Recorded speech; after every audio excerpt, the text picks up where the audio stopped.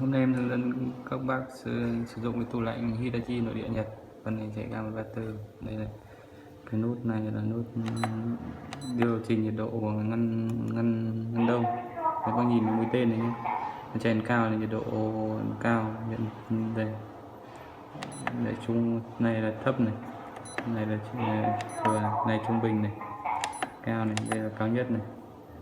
Thông thường thì mình đặt ở cái ngăn trung bình này thôi.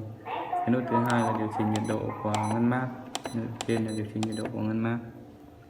Đó, điều chỉnh nhiệt độ ngăn mát. Để mình cũng đặt ở cái vị trí trung bình thôi. Nút này điều chỉnh ngăn mát này, nút này điều chỉnh nhiệt độ ngăn đông này, nút này thì điều chỉnh là chế độ làm đá viên này, như này là làm đá viên này.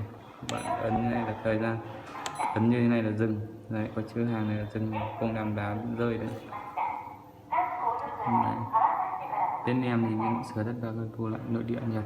Bác nào có nhu cầu sửa tủ lạnh nội địa Nhật thì gọi cho em số điện thoại 098 66 11 024 vâng luôn. Em tủ này em vừa sửa, cái máy này nó bị mất nguồn, em vừa sửa cho nó chạy lại rồi. Đây cái khoan qua thì cái mạch điện đằng sau này em có.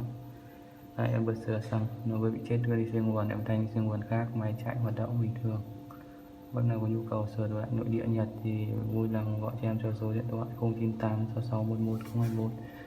Bên em nhận sửa tất cả các loại dòng tủ lạnh Nhật như Toshiba, Natuna, Mitsubishi, Hitachi, Fujitsu và các loại tủ lạnh Nhật khác. Bác nào có nhu cầu gọi sửa thì gọi cho em theo số 098 66 11 024 em cảm ơn.